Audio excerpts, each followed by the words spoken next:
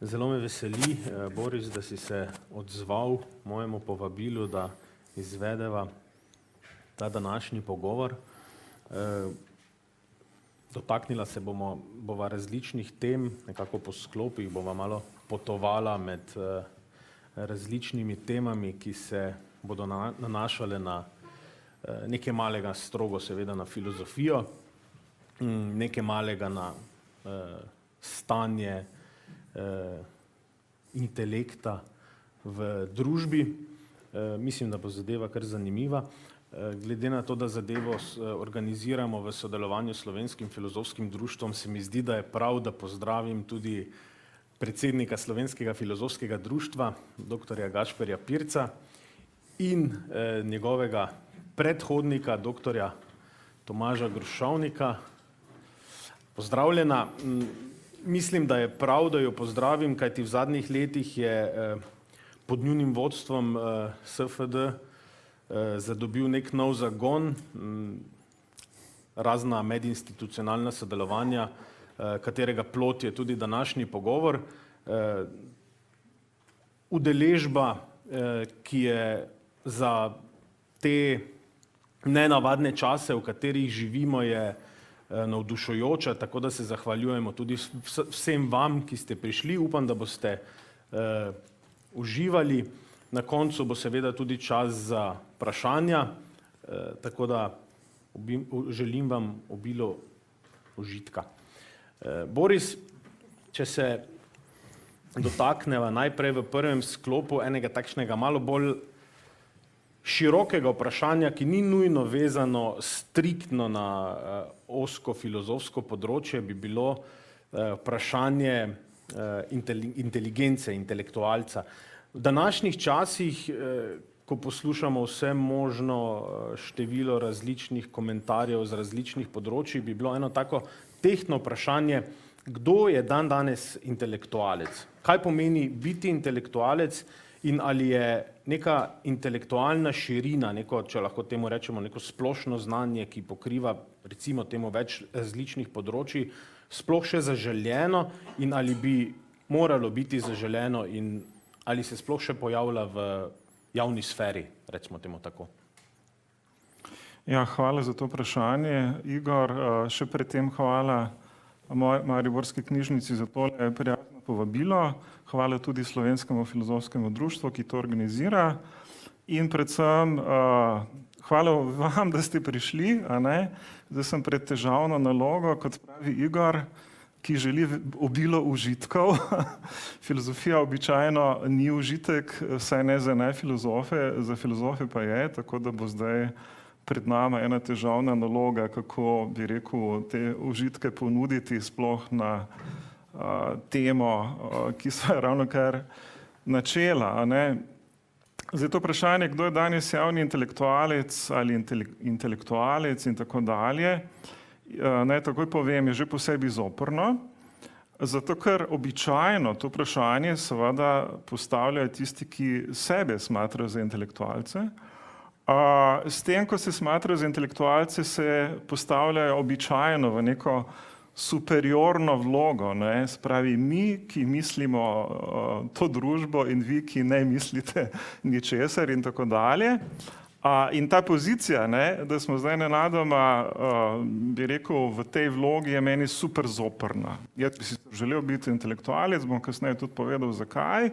Ne želim pa biti ta oseba, ki bi rekel, postopa na ta, recimo temu, vzvišen način. To bi bil že moj začeten odgovor na to vprašanje, ne. Namreč na pojem intelektualca se vežejo zelo ambivalentni, kako bi rekel, občutki ali pa presoje, ne. Imamo recimo Michela Foucaulta, ki je absolutno verjel, ne, da je naloga ali pa čas intelektualcev minil, zdaj tega časa več ni, pravzaprav smo dosegli neko fazo razsvetljenja, razsvetljenstva, ko so intelektualci bili pomembni, zato ker so vnašali več luči, ne, v dogajanje, razblinjali so razne predsodke in nevednost v družbi in tako dalje. Zdaj pa to nekako ni potrebno. Ne. Razen tega se večkrat zdi, kot da je, vsaj za Foucaulta, ne, intelektualec nekdo, ki se postavlja metanivojsko na to pozicijo, že omenjeno, tistega, ki od zgoraj motri resnico, spodaj je neka neuka raja, ne, množica, ki nima pojma in on bo zdaj tisti, ki je ta arhitekt misli in volje ljudstva in tako dalje. Skratka, vedno imamo to protipostavitev intelektualca na eni strani, ki bo, bi rekel, prinašal luč ljudstvo, ki je kao nevedno. Meni se seveda zdi, da se Foucault moti, ne? Ko na ta zelo, bi rekel, trd način postavi ta položaj intelektualca in tudi trdi, da je na nek način intelektualec v tem smislu odveč. Seveda, kaj bi potem bila naloga intelektualca, da se seveda spusti v neke družbene boje, da je aktiven in tako dalje. Jaz seveda mislim, da se pozicija intelektualca, nekega premišljevalca družbene stvarnosti in, bi rekel, družbeni boj, angažma in tako dalje ne izključujeta, da se tukaj recimo Foucault moti. Ne. Ampak če grem čist nekako v začetek, ne, tam vidim recimo bivšega rektorja Mariborske univerze, doktorja Danijela Rebolja. Ne. In bi rad samo spomnil na naslednje, ne, ker pač delam v tem univerzitetnem prostoru že veliko časa. Ne. Je običajno tako, ne, da recimo o podelitvi diplom dekani fakultet, rektor in tako dalje, pravzaprav študente, ne, bruce celo nagovarjajo, tudi bruce, ne, kasneje tudi diplomante, naslavljajo z tem pridevnikom, epitetom intelektualec. Ne.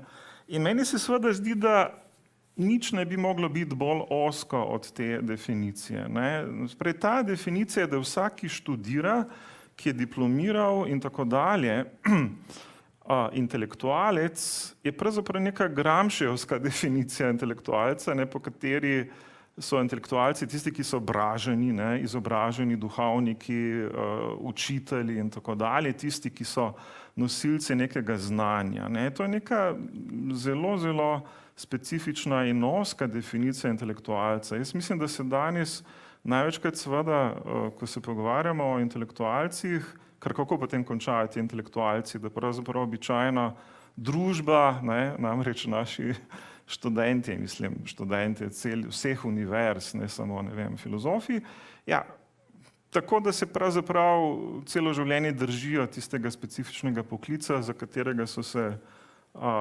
izobrazili in družbi razen tega ne prispeva ničesar. Ne. Če bi kaj moral intelektualec početi, je gotovo to, ne, da prispeva z svojimi premisleki, z svojim mišljenjem, z svojo vizijo, ne, z svojo analizo, z svojo kritiko družbenega dogajanja k skupnemu dobremu, ne, da na nek način reflektira dogajanje v družbi, ampak tega ti intelektualci ne počnejo. To počnejo v končni fazi intelektualci, ki jim pravimo javni intelektualci. Tako da najmanj, kar je, Igor, je ta dihotomija, ne, intelektualec, ki je tega izobrazbenega tipa, pa se mi zdi, da je tu ta raba zelo ozka in morda celo napačna in ta bolj pogosta raba, ko pod besedo intelektualec mislimo na javnega intelektualca, no, potem pa se stvari zapletejo. No, bom povedal kako, če smem. Namreč, ena od stvari je gotovo ta, ne, da javni intelektualec, torej tisti, ki bi rekel posega v javnost in ga po drugi strani javnost prepoznava kot takšnega, ni to po svoji izbiri. Želim povedati, mislim, da je napačna presoja, da intelektualec kar si, ker se v nekem segmentu udejstvuješ na nek določen specifičen način, pravzaprav si intelektualec, če te javnost prepoznava kot intelektualca. Sprej, ni popolnoma nič od tebe odvisno, če si, ne, od tega, da ti misliš, da si intelektualec. Ne.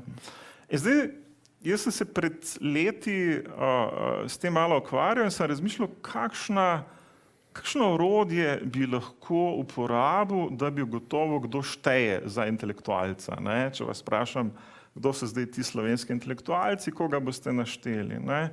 In nisem prišel do boljše metode, kot je ta, da sem vzel množične medije, recimo, vzel sem recimo časopis Delo in sem pogledal v obdobju 5 let v arhivu časopisa Dela, koga so novinarji imenovali za intelektualca v časopisu tistih 5 let, časopisu Delo. In prišel sem do ene super skromnega števila omemb.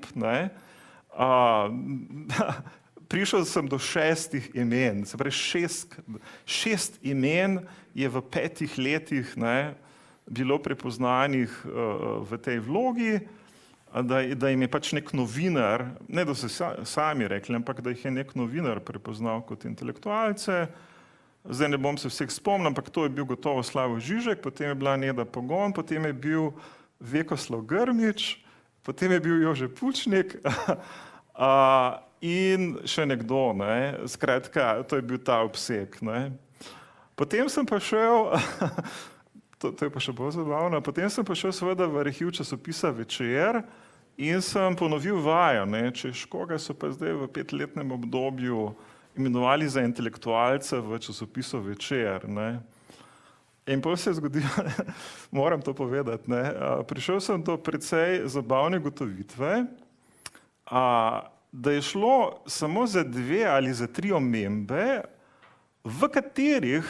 od katerih sem v 2 bil jaz sam udeležen, ampak ne na ta način, da nekdo rekel, Boris Zvezek je intelektualec, ampak zato, ker sem organiziral 2 peticiji intelektualcev, recimo ena je bila posvečena Francu Kanglerju in zahtevi, da odstopi kot župan, to je bilo maja 2011, ko smo zahtevali, intelektualci smo zahtevali odstop župana Franca Kanglerja leto pred stajami, ampak mi smo bili imenovani za intelektualci zato, ker sem pač jaz napisal tisto pismo in ker sem ga jaz poslal medijem in ker sem jaz nas same okvalificiral za intelektualce, tako da je bila ta stvar popolnoma avtoreferenčna. Zato, ker sem nam samim rekel, mi smo intelektualci, so pač v tem primeru v Večeru bili prisiljeni reči, to so pa zdaj intelektualci ti pa ti.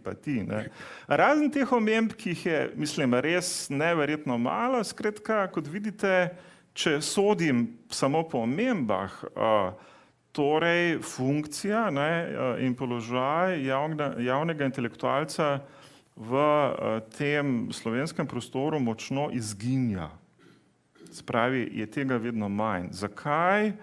Je to zelo zanimivo vprašanje. Jaz, kot rečeno, razumem te pomisleke, Igor, da ne vem, je morda ta pojem danes na neki točki presežen. Razumem recimo, to je precej zanimivo, da ta lev politični pol, mislim, da še zlasti ne mara tega koncepta in zavrača neko pozicijo javnega intelektualca in tako dalje. Jaz se razumem do neke mere, ker je rekel, kolikor gre za to, da nekdo, kot rečeno, takole zviška in superiorno, bi rekel, gleda na družbeno dogajanje in deli neke napotke, je to gotovo nekaj, kar tudi mene odbije in odvrača. Ampak vendarle mislim, da še vedno sem ta, glavnem, ki misli, da je funkcija intelektualca potrebna in pomembna, da pa o tem ne odločamo mi, da o tem predvsem odločajo mediji. Kot rečeno, mediji so tisti, ki te na ta način, bi rekel, obravnavajo, mislim, širša javnost in mediji kot reprezentanti javnosti. Na tej točki pa potem jaz recimo nisem več uspešen iz nekih zelo specifičnih razlogov, ker se takole že 20 let ukvarjam z medijsko kritiko in sem se vsem novinarjem in medijem zameril, tako da ne dopuščajo oziroma ne dovolijo več, bi rekel, prostora v njih, ne, tako da sem nekako padel ven, tudi kot intelektualec. Skratka, če se želite medijem zameriti, ne, potem vam svetujem, da se ukvarjate z medijsko kritiko, tako kot jaz, in potem bo pa žal, ne, stranski produkt tega tudi, da žal ne boste dobivali več nobenih vabil in medijskega prostora in potem tudi več javni intelektualec ne boste mogli biti, ne. In to mene kar precej tako malo greni, ne, da ne morem biti javni intelektualec, ker nima več prostora v medijih, ne, tako. Ja, hvala za tak izčrpen odgovor. Zdaj, če se malo premakneva iz polja intelektualca, intelektualke, pa greva mogoče malo bolj na še ožje polje filozofije, bi mogoče najprej eno takšno splošno vprašanje postavil. Zdaj, kakšna je vloga oziroma naloga filozofinje v sodobni družbi v primerjavi s preteklostjo, recimo kaj je bil filozof včasih, kaj je filozofinja danes. In pa morda kot podvprašanje še tukaj bi lahko morda rekli, da je filozofija na eni točki zgrešila, oziroma lahko uporabimo kakšno drugo besedo, da si ni izborila recimo istega prostora kot ne vem, sociologija, psihologija, antropologija, ker v medijih, v dnevnih pogovorih lahko redno poslušamo pač, kako se za neko javno mnenje, za neke premisleke o nečem sprašuje psihologe, sociologe, antropologe.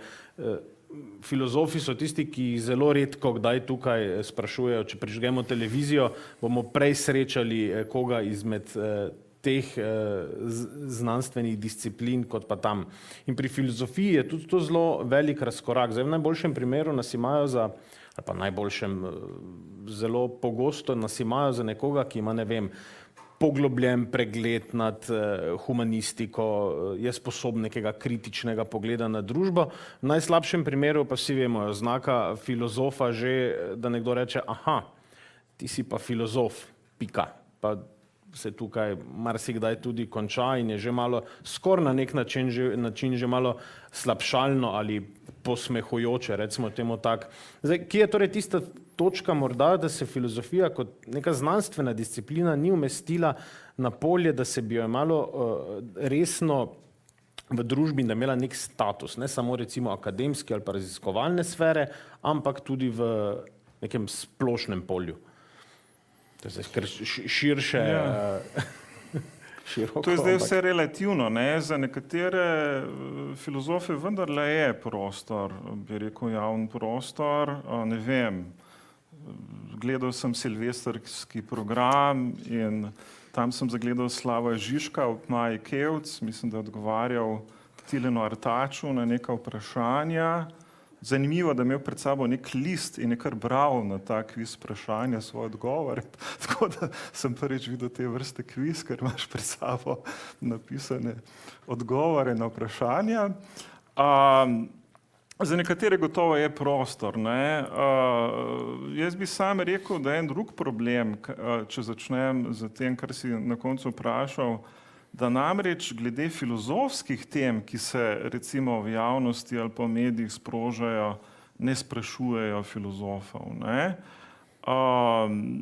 To pomeni, da če kakšna etična tema, če to, ne vem, vprašanje evtanazije, če gre za vprašanje človekovih pravic, če gre za vprašanje morale in etike, če gre za, ne vem, vprašanja, ki so povezane z človekovim dostojanstvom in tako dalje, ne, tam se nenadoma potem znajdejo, ne vem, zdravniki, pa potem iščejo in se spomnijo nekega teologa, ne, pa se spomnijo potem enega pravnika, pa morda sociologa in potem filozofi res padijo ven. Ampak moje stališče je tukaj malce ločeno. Jaz namreč trdim, da so v kar veliki meri filozofi sami krivi za to, da teh povabil ni.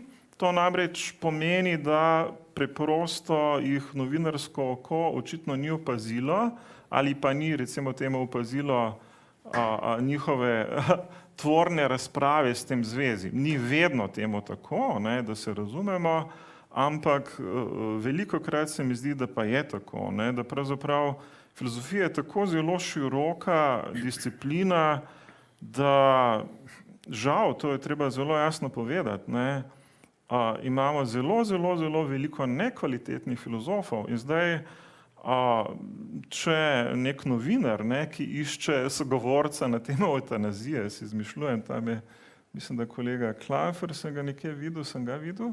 Ja, sem ga, ne. On je specializt za eutanazijo, on bo recimo o tem lahko veliko povedal.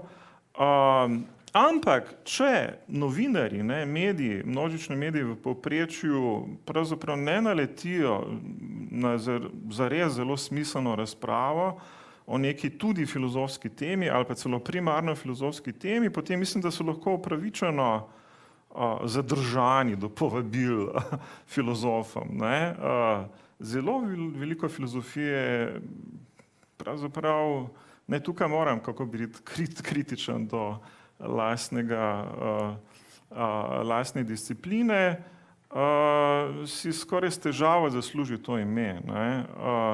In tu vidim eno od težav. Načeloma pa seveda drug razlog, zakaj mislim, da je filozofija recimo temu diskriminirana v javnosti, je pa gotovo teh 2000 in več let stereotipov in predsodkov, ki se vežejo na filozofijo, ne, tako kot si sam prej rekel, biti filozof žal, tako kot že v antiki, mimogrede, pomeni danes veliki večini neko prazno govorjenje, ne, govorjenje na pamet, blebetanje, govoričanje in tako dalje, ne. Jaz sem recimo dost kritiziral to vrstne stereotipe, ne, pri slovenskih politikih, recimo Marjan Šarec ima to očitno v genu, ne, ko je bil predsednik v genih, ne, ko je bil predsednik vlade, mislim, da skoraj v vsakem govoru rekel, nehajmo filozofirati, ne. To je uspelo tudi dekanu filozofske fakultete, na kateri sem zaposlen, ne, tako da ga je bilo treba spomniti, da ima na fakulteti tudi oddelek za filozofijo, ne, in potem se recimo popravil, ne. Tako da, mislim, proti tej vrstni stereotipizaciji bi se seveda filozofi, kdo pa drug, morali kot prvi boriti, ne. Tukaj ne gre samo za stereotipe, ne, o filozofiji kot nekoristni vedi ali disciplini, ampak tudi o odvečni vedi, ne. Evo, spet bom tam bivšega rektorja malce hecal.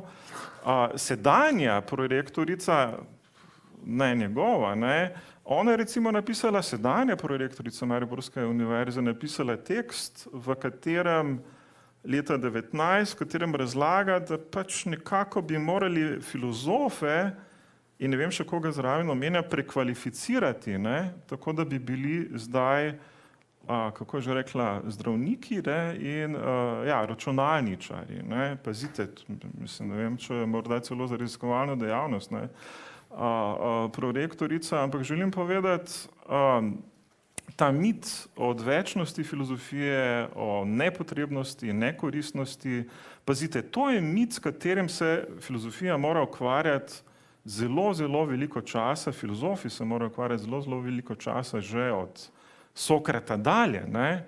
Mi smo nekaj dni nazaj imeli informativne dneve, takšni časi so in ne vem koliko časa smo posvetili temu, tej demitizaciji, ne, razgrinjanju predsodkov o tem, kdo je filozof in kdo ni, ne. Če želite vi prepričati dijaka, da bo vpisal filozofijo, morate iti skozi to, kar je žalostno, ne, zelo žalostno, morate iti skozi, bi rekel, to fazo ali pa to etapo, da ga prepričujete, da filozofija ni to, kar množice govorijo, da filozofija je. Skratka, neka nekoristna in odvečna stvar. Nasprotno nam filozofom, in to znamo tudi dobro argumentirati, se zdi super koristna in nepogrešljiva stvar, ne. In tudi, ko se potem študent piše na študij filozofije, ga je potrebno nekako spodbujati, zato ker je ves čas v tem kontaktu z študenti, ne filozofi, kjer mora, kako bi rekel, na neki vsakodnevni ravni dokazovati, da filozofija je čisto v redu stvar za študirati in tako dalje. Ampak pazite, ta stereotip do filozofije o njeni odvečnosti, nekoristnosti, to najdemo že v antiki, to najdemo že pri Sokratu, pri Platonu, Aristotelu. Ne? Recimo Sokrat v dialogu Fajdon piše o tem, tam se pogovarja s svojimi prijatelji, s Fajdonom, Simijasom, Skebesom in tako dalje. In on jih zdaj nekako prepričuje, da ni nič hudega, če bo on zdaj popil tisti strup, iz pikastega mišjaka, ne iz trobelike, kot so kasneje gotovili, da obstaja neka razlika med trobeliko, s katere so delali strup, in pikastim mišjakom, ki mimogrede zelo pogosto raste v Sloveniji. Glavnem, to je ena rastlina, s katere so naredili strup, in on je zdaj bil na tem, da seveda popije strup, zato ker je seveda, kot veste, kvaril atensko mladino in klical k nedržavnim bogovom in tako dalje, kar so potem prepoznali seveda kot hud greh in so ga obsodili na smrt. In potem na neki točki seveda Sokrat prepričuje svoje prijatelje, da umret ni nič hudega, da je smrt ločitev duše od telesa in da se pravzaprav vsak polnokrvni filozof celo življenje pripravlja na smrt. Poanta je seveda ta, da si pravzaprav filozof ves čas želi, bi rekel, te bližine duše, telo mu je v napoto, tako da je smrt kot ločitev duše in telesa neko zelo zaželeno stanje, in potem postavi to tezo, da filozofija pravzaprav je neka priprava na smrt. To je njegova znana teza, meletet hanatu v grščini, v Fajdonu, ki jo potem dokazuje, češ pogledajte, jaz sem se celo življenje pripravljal na smrt, zdaj ko pa lahko končno popijem ta strup, bom to z veseljem storil. In potem v tistem hipu, če ste brali Fajdona, pride celo ječar in reče, oprostite, jaz sem tu že vse zmešano, ampak veste, to je zelo zanimiv moment v Fajdonu, ampak veste, če se boste še dolgo pogovarjali, bodo vaša telesa zagreta in vroča in potem strup ne deluje tako zelo močno in boste morali popiti 2 ali več čaš strupa.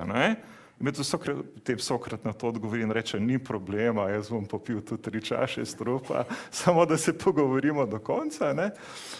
No in potem, ne vem, kater so njegov prijatelj Simijas Skebes pravi, ti Sokrat praviš, filozofija je priprava na smrt, ampak ali si že slišal, kaj pravijo ljudje, da namreč to bi bilo pa zelo lepo, da bi ti filozofi bili mrtvi. Imate dobesedno to tezo, bi rekel, ta stereotip do filozofije tistega časa, da so filozofi toliko odvečni, da so pravzaprav najboljši filozofi tisti, ki so mrtvi. Samo mrtev filozof je dober filozof. Seveda gre za ironičen kontekst, gre za štos, ampak iz tega štosa lepo vidimo, bi rekel, to moč, intenzivnost tega predsodka, ki se vleče 2000 in več let do filozofov, da so samo mrtvi filozofi dobri filozofi, skratka. Kaj mi sploh tukaj počnemo? Skratka, Igor, če sprašuješ o tem položaju filozofije nekoč in danes, jaz bi načeloma rekel, da pravzaprav se ta položaj ni kaj dosti spremenil. In tukaj pravzaprav spet pridemo do te malo širše vloge filozofa kot nekega družbenega delavca ali pa javnega intelektualca, o čemer so govorili. Recimo, prej omenjeni Sokrat, bom spet njega citiral, v Apologiji sebe znamenito opiše kot obada. On se tam norčuje iz teh porotnikov, ki so ga ali ga bodo obsodili na smrt. Sem že malo pozabil, v kateri fazi je to. In on reče takole, ampak vi boste mene kar fentali, a vi bi mene kar ubili. Ampak poglejte, jaz sem koristen za polis, jaz sem koristen za državo. Jaz sem podoben obadu, ki pika tega plemenitega konja, torej državo, da ne zaspi in ga zatem prebuja. Ne? Želel je povedati, jaz sem v tej svoji kritičnosti, v tej svoji, kako bi rekel, tem, da vam pridržim zrcalo, pravzaprav toliko koristen, da bi vam to, da me zdaj želite ubiti, moralo priti na pamet kot zadnja stvar. Ampak vi me želite ubiti. Skratka, on sebe opiše kot obada, ki napada tega plemenitega, vendar lenega, kot pravi konja, ki se mu malo zeha in bi spal in tako dalje. In to mislim, da je bila, recimo, mislim, da je tukaj, Igor, ena taka lepa metafora in ilustracija tega, kar se mi zdi, da na filozofu je preživelo teh 2000 let. Filozof bi moral biti ta obad, moral bi biti podoben temu Sokratu, in moral bi biti trn v peti, družbi, še zlasti politikom in tako dalje, in someščanom. In kot vidite, je Sokratu tu kar uspelo, žal za pač tragično ceno, ki je na koncu plačal. Čeprav je izgledalo, da je kar vesel te cene. Ja, zdaj Sokratom si se v bistvu že malo dotaknil, pa malo tudi že odstrl odgovor na naslednje vprašanje, ki pa se bo dotikalo točno tega, kar si govoril, pa če bi to še mogoče malo bolj razdelala. Zdaj, Sokrat kot obad, ampak če tukaj postavim vprašanje, zakaj je sploh potrebno premišljati, tudi zakaj mora filozof, filozofinja premišljati recimo umeščenost posameznika v sistem pod nekimi narekovaji. In ali je ta sistem, v katerem bivamo, ki se pač na različnih koncih sveta različno izoblikuje, ga je potrebno kritizirati? Je to nekaj, kar je dobrodošlo, ali je neka, rečemo drugače, je popolna odsotnost kritike v demokraciji sploh dobrodošla? Recimo, je filozofija na nek način poklicana, da vnaša nek zdrav razum v iracionalnost tega časa? Kaj bi pomenila popolna odsotnost kritike v recimo demokratičnem sistemu? Ja, jaz mislim, da smo trenutno v Sloveniji na dobri poti, da izgubimo to kritiko recimo do oblasti. Se vidite, kaj se zdaj dogaja. Napišete ironičen tweet kot Pavle Gantar, malo se pohecate in že dobite 250 €, ker ste naredili prekršek. Se pravi, ne samo, da ni kritičnosti, malo se dobesedno vračamo v to ero verbalnega delikta, kjer človek niti ust ne bo smel odpreti. Kaj šele, da bi bil kritičen? V bistvu Gantar, bivši predsednik parlamenta, je s tistim tweetom, katerim je, če se ga najbrž poznate, poskušal samo komentirati, kako oblast zaplinja dobesedno državljane na tistih protestih 5. oktobra lani. Skratka, Igor, jaz mislim, da je odgovor jasen. Naša dolžnost je vseh nas kot državljanov, da smo kritični. Intelektualcev, filozofov pa dvakrat bolj. Zato, ker prvič, jaz mislim, da filozof po svoji, kako bi rekel, profesiji mora biti kritičen in filozof pravzaprav po svojem poslanstvu mora biti kritičen intelektualec. Tukaj bi spomnil na velikega Noama Chomskega. Jaz mislim, da Chomsky kotira na tej lestvici intelektualcev najbrž v čisti špici. Če bi dolgo razmišljali, kdo so ti svetovni intelektualci, bi najbrž zelo hitro prišli do Noama Chomskega. In seveda še koga. In Chomsky je recimo leta 1968 napisal en tekst, katerem je apeliral, pazite, na filozofe. In tukaj sem kritičen do filozofov spet. Jaz sem rad kritičen do filozofije in filozofov.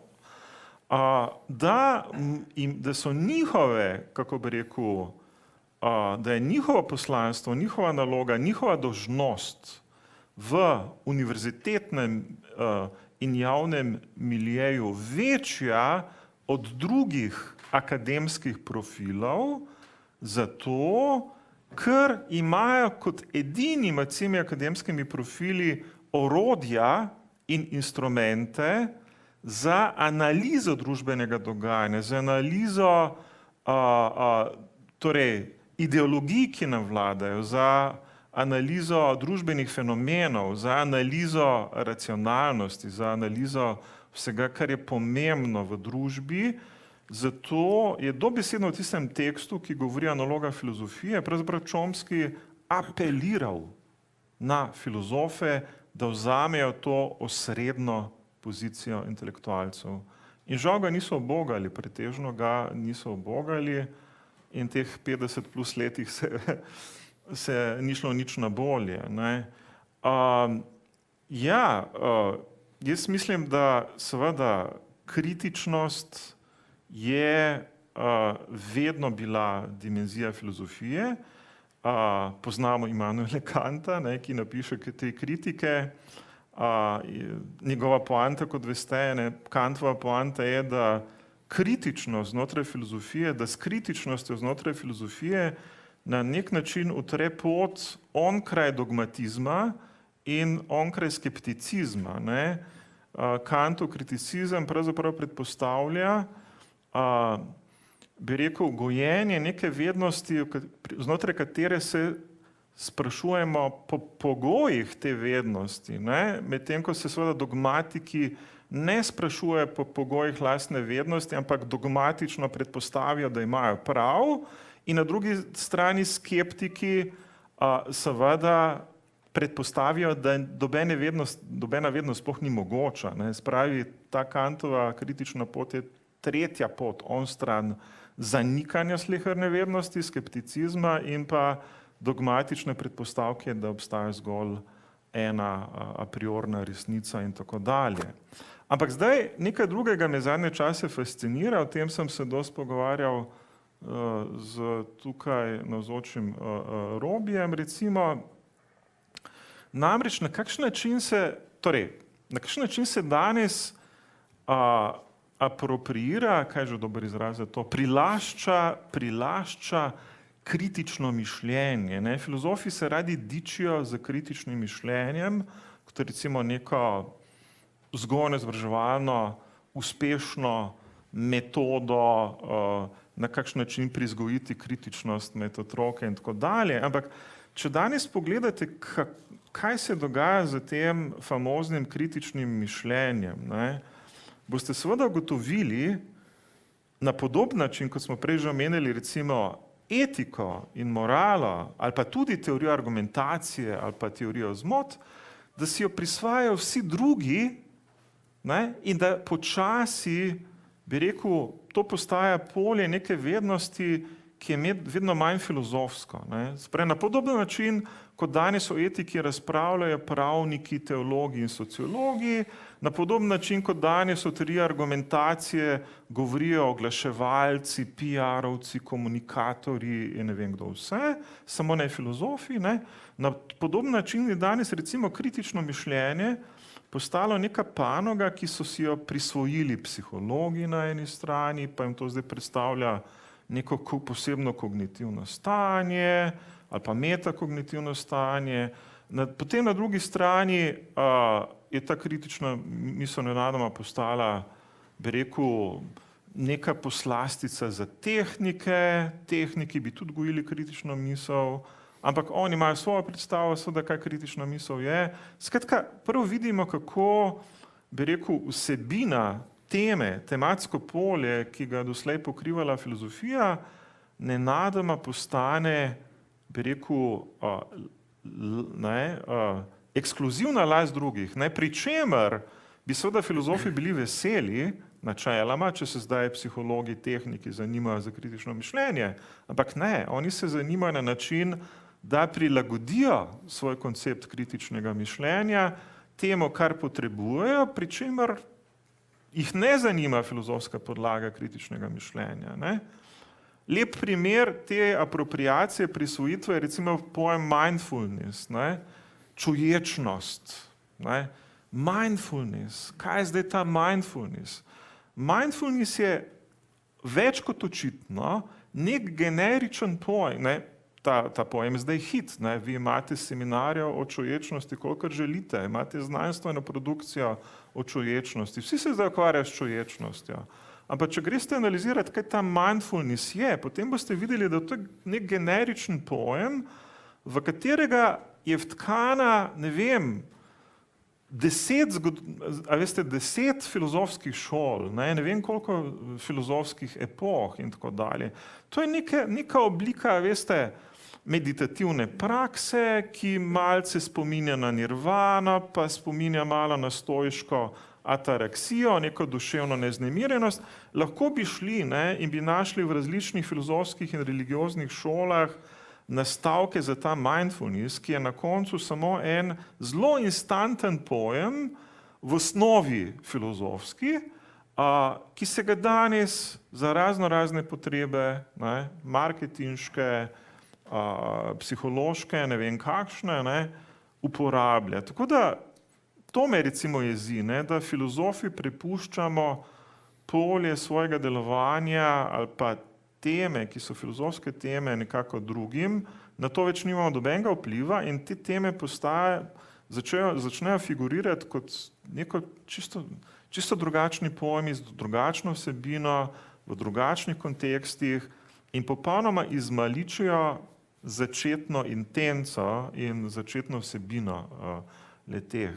Tako da tu, mislim, spet krivim filozofe, da v zvezi s tem skoraj nič ne naredijo. V glavnem, ne vidim drugega kot to, da če bo kdo moral polje filozofije, bi rekel, braniti, potem so to filozofi v prvi vrsti. Zdaj, če ga oni ne branijo, drugi namesto njih ne bodo branili filozofije. Tega se bi filozofi morali zavedati in se vam opravičujem vsem filozofom tukaj v tej dvorani, da toliko govorim pravzaprav o filozofiji na ta način,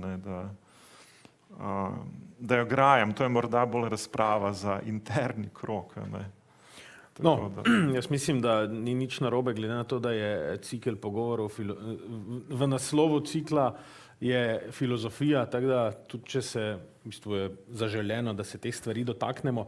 Ampak jaz bi šel mogoče tu malo bolj v ene detajle. Po eni strani vidimo, da gre za neko umankanje kritike, ki bi bila na mestu, po drugi strani pa se že danes vsak lahko ne vem, samega sebe okliče kot kritika. Zdaj, mogoče malo bolj tako specifično vprašanje, ampak kaj je tista pravilna struktura kritike? Kaj je tisto, kar je pri kritiki, da lahko rečemo, to je pa kritika na mestu, ali pa nekaj, kar je po domače rečeno flancanje? Kaj so ene najpogostejše recimo napake v kritiki, ki se jih bi morali izogniti, da lahko rečemo, da smo konsistentni v nekem svojem delovanju?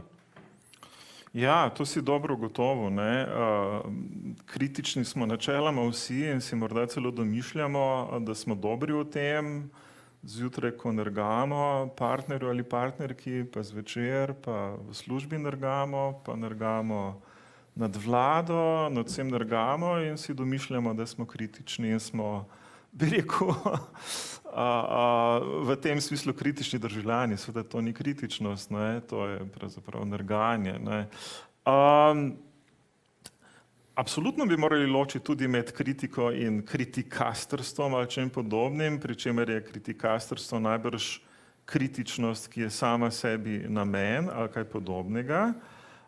Če pa že sprašuješ po metodi, kaj je dobra kritika in kaj ni, potem bi sam gotovo dejal, da ravno o tem govorijo dobri učbeniki kritičnega mišljenja. Jaz mislim seveda, da je dobra kritika tista, ki je, kako bi rekel, racionalna, ki je utemeljena, ki jo lahko podpremo z razlogi, pri kateri lahko, bi rekel, navedemo argumente za to, zakaj je ta kritika, bi rekel, potrebna in zakaj ni potrebna.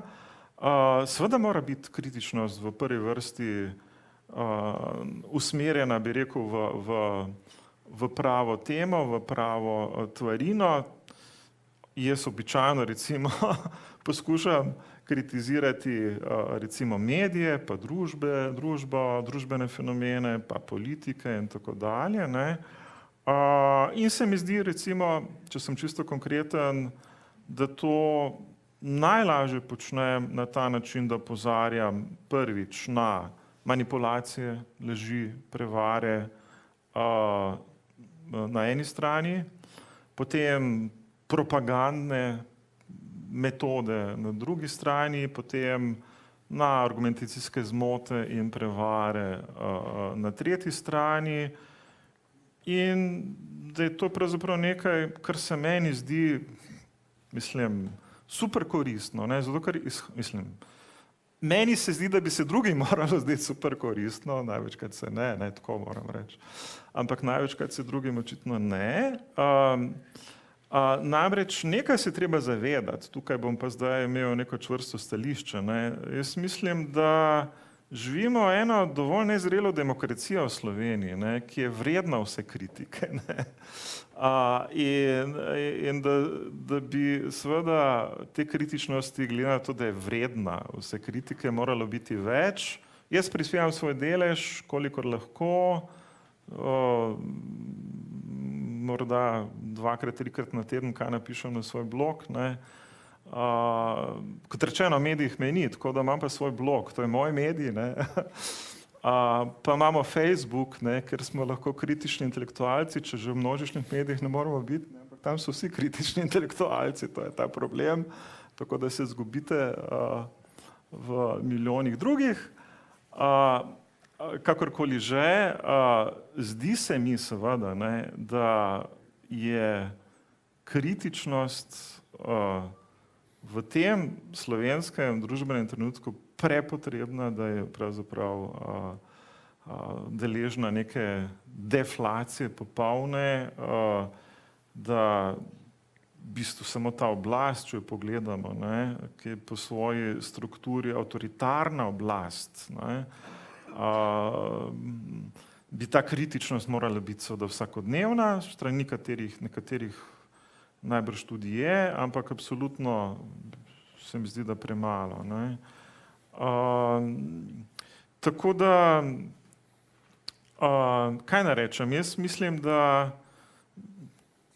je kritika dobra takrat, kot rečeno, ko je utemeljena, ko je lahko, kako naj rečem, falsificiramo in preverimo, bi rekel, ali stoji na nekih zdravih temeljih in tako dalje. In da to relativno hitro vidimo, ne, ali je dobro ali ne. Večji problem vidim v tem, da je pravzaprav tega bistveno premalo, da so državljani skrajno nekritični že po sebi, ne, ker pazite, mi, bo zdaj malce bolj vsakodneven postal, pravzaprav pogledajte, že od, mislim, da aprila leta 2020 spremljamo proteste, ne, proti tej oblasti, te tako ene petkove proteste, ne, bilo jih je že 100 približno, ampak tudi v Mariboru so bili, ampak teh protestov je premalo, ne.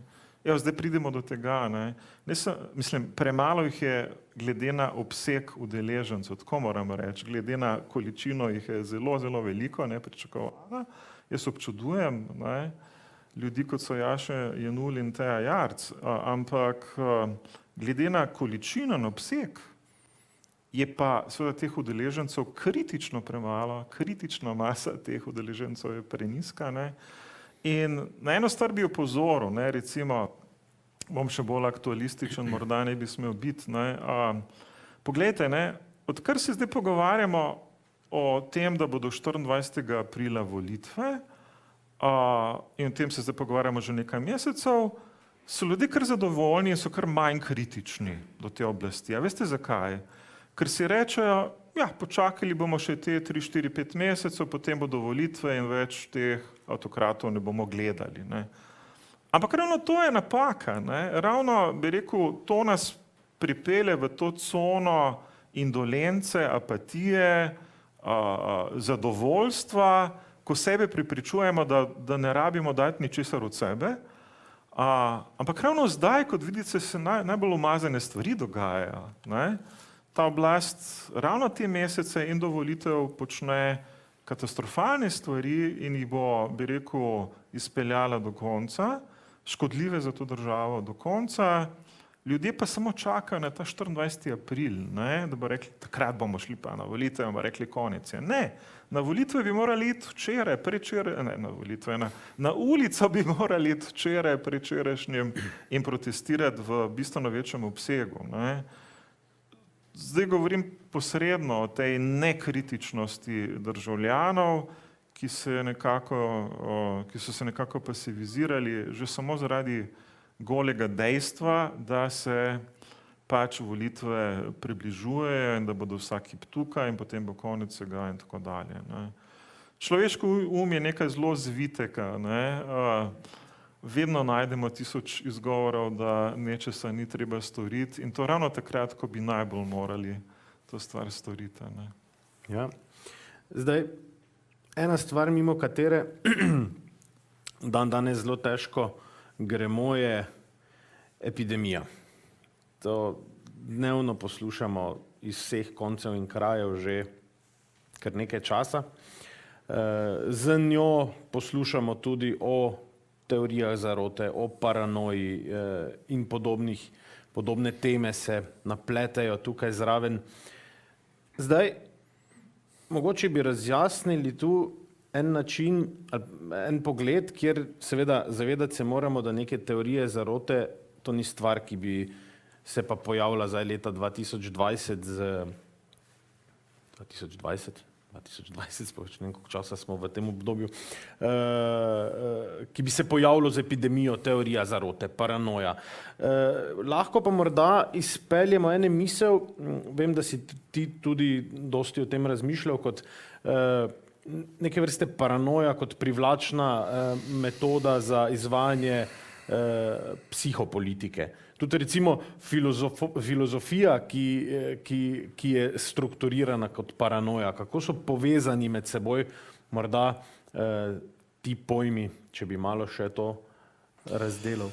Ja, tukaj je kolega Tomaž Grušavnik, ki je napisal knjigo o teorijah zarot, tako da zdaj mu ne bom skakal v zelje, ampak mislim, da je posebna naloga filozofov pravzaprav ves čas, da opozarjajo na te strukture iracionalnosti v družbi.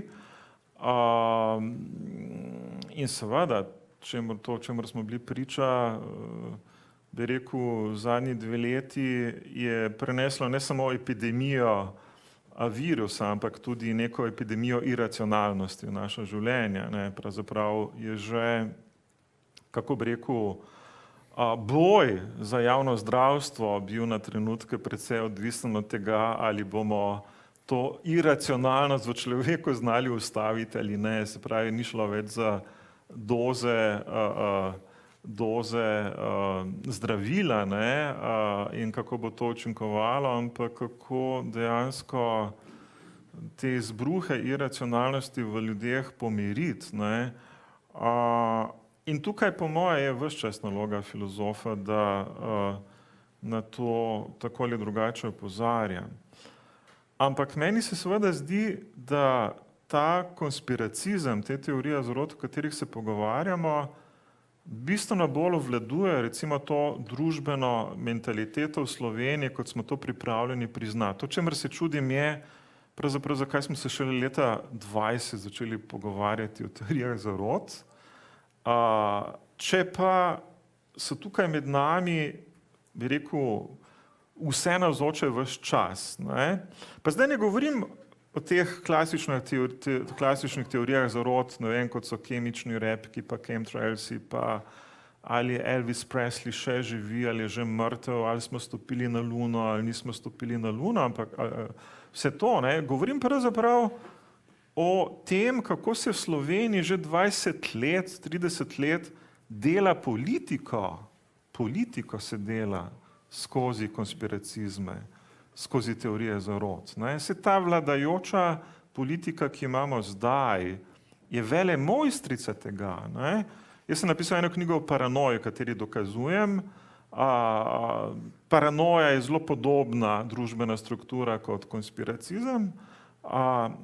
Kako pravzaprav vladajoča oblast uspeva prepričati in hipnotizirati slovenske množice, spravi svojo vojsko volivcev, s pomočjo, bi rekel, paranoidnih mehanizmov, skozi psihopolitiko, psihopolitiko paranoje in teorije zarot. Zakaj psihopolitiko? Zato, ker je psihopolitika preprosto način, nekaterega v Sloveniji stranka SDS recimo uspeva skozi svojo propagandno mašinerijo in psihološko instrumentalizacijo volivcev doseči svoje cilje.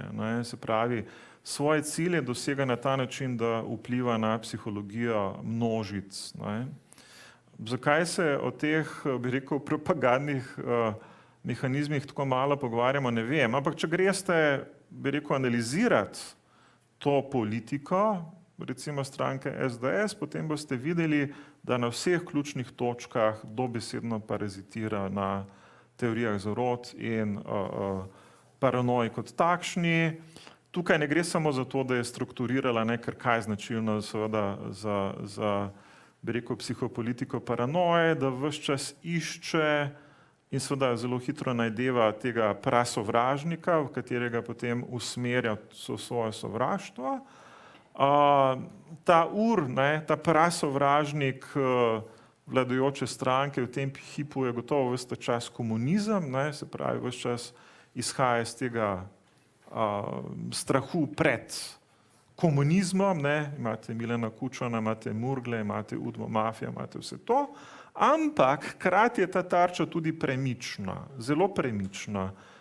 Ni samo sovražnik Milan Kučan in komunizem, ampak je po potrebi karkoli, ko pride begunci, so sovražnik begunci. Ko pride LGBT skupnost, so sovražnik LGBT skupnost. Ko pride Jud, je sovražnik Jud, ker tudi antisemitizma imate zelo veliko. V končni fazi sem se ravnokar znašel na naslovnici Demokracije, zato ker sem ovadil glavno glasilo SDS-a, spodbujanja rasizma in antisemitizma, in recimo odgovorni urednik glasila Demokracija, SDS, njemu ni težko zanikati holokausta. Imate cel kup njegovih tweetov, katerih zanika holokausta. Skratka, te tarče so premično, ampak kar je pomembno za ustvarjanje te psihopolitike je, da ves čas išče točko sovražnika, v katero bo potem uperila ves gnev in vso jezo in bes, ki ga pač ljudstvo premore, in začne z licitiranjem. Ne vem, 2 dni nazaj ste imeli izbor Slovenke leta, Nika Kovač, nenadoma je zdaj Nika Kovač razredni sovražnik v državi. Letijo vse puščice možne proti Niki Kovač. NGO, nevladniki so super sovražnik v državi trenutno. Obstajajo celo neke špekulacije, da bo zdaj poskušal pravzaprav zaradi njih igrati recimo Janša na karto neveljavnih volitev ali kaj takega. Kulturniki so sovražnik. Kulturniki so super nevaren sovražnik v Sloveniji od leta 2020. Nevladniki, še zlasti z Metelkove 6. Ta tarča je zelo, zelo premična. Seveda to ne pomeni, da je zdaj Kučan kaj manj aktualen, zato ker paranoik živi od tega, da strukturira sovražnika, ampak v tem primeru imate lahko istočasno tudi več sovražnikov. In potem na podlagi tovrstne politike dosežete svoje cilje. To je seveda potem ena politika zbujanja sovraštva, diskriminacije, nestrpnosti, in taka pač ta politika vladajoča tudi je. Zdaj, če malo še se vrneva na besedo paranoja, pa malo en tak humoren moment, ali pa rečemo temu na ta način že damo, se je govorilo in se je pisalo, da je sama filozofija strukturirana kot paranoja. Mogoče še kaj o tem? Ja, o tem pišem tudi v svoji knjigi, ne, o paranoji. Glavnem gre za zanimivo, ne, tradicijo, ki se vleče od Freuda in njegovega spisa Totem in tabu, ne, v katerem je dejansko filozofe razglasil za paranojke, religiozneže za nevrotike, ne, in umetnike za obsesivneže in tako dalje. Ne.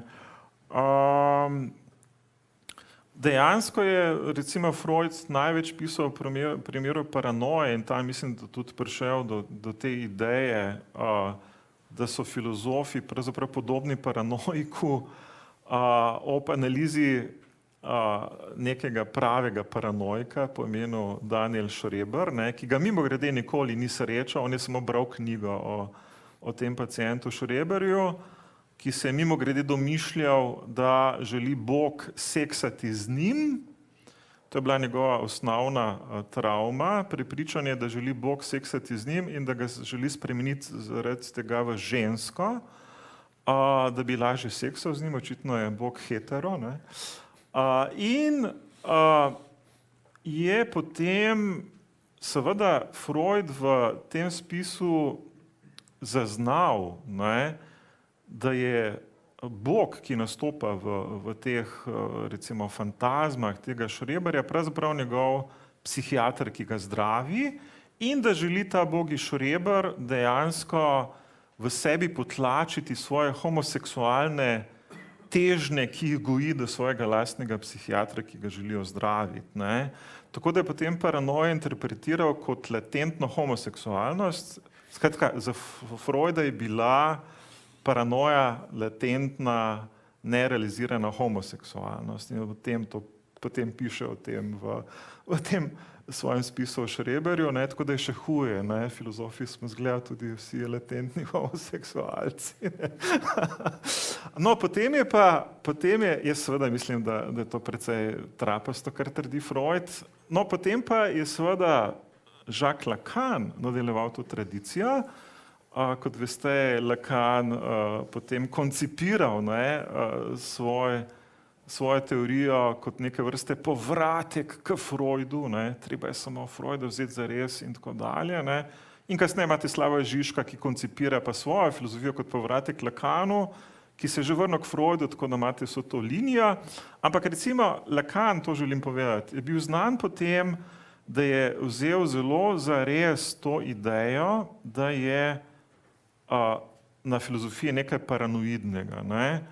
Zato je recimo se obrnil proti filozofiji in zgradil koncept antifilozofije. On ni maral, v končni fazi ni maral filozofije, on je bil za antifilozofijo.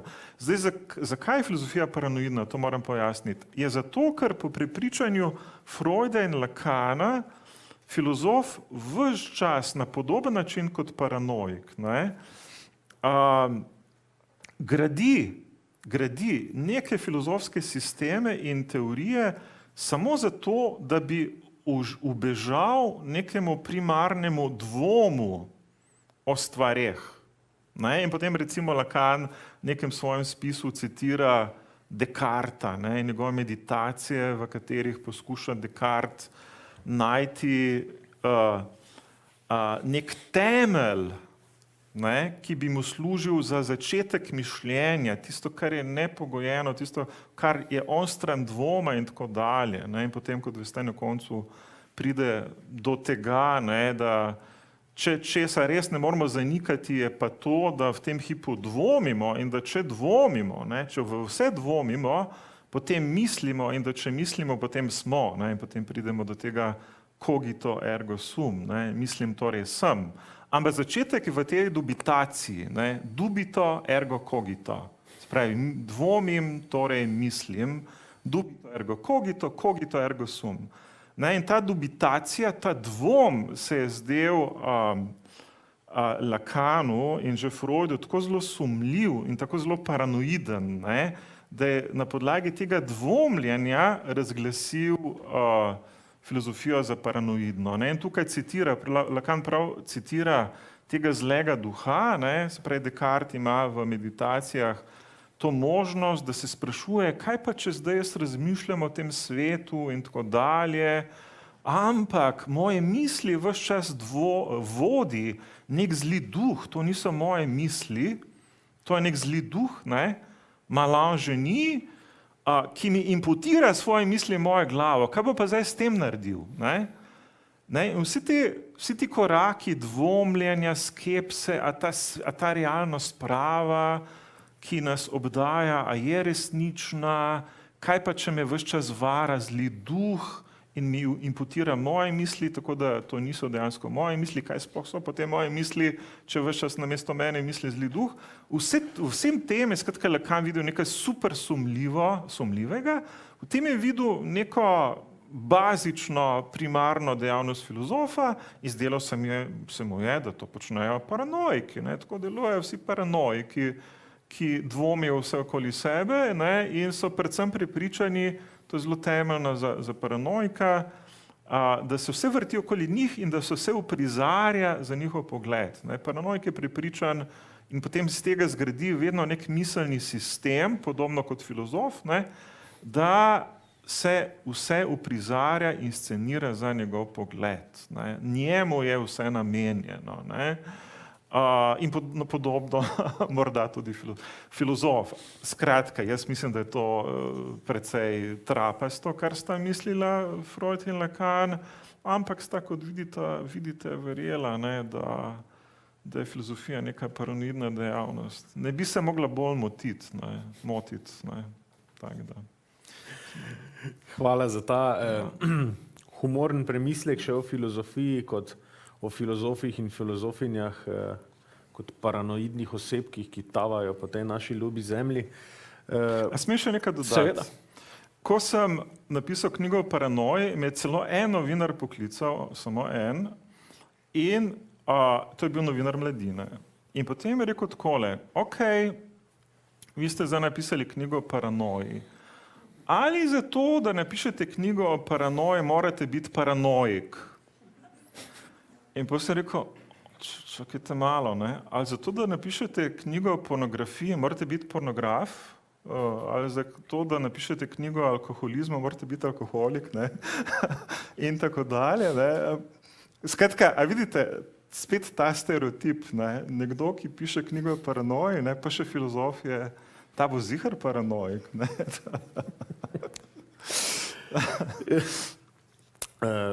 Boris, hvala za vse te tvoje pronicljive razmisleke, za vso temo, ki sva jo obdelala. Hvala, Gašper. Res hvala vam še vsem, ki ste se danes udeležili dogodka, res izjemno število vas je prišlo. Spremljajte obvestila na strani oziroma na različnih profilih virtualnih in drugačnih Mariborske knjižnice in SFD-ja. Dogodki filozofije med knjigami se bodo nadaljevali, nimamo sicer zdaj še prihodnjega datuma, vsekakor pa se stvar nadaljuje. Hvala še enkrat. Hvala vam, srečno.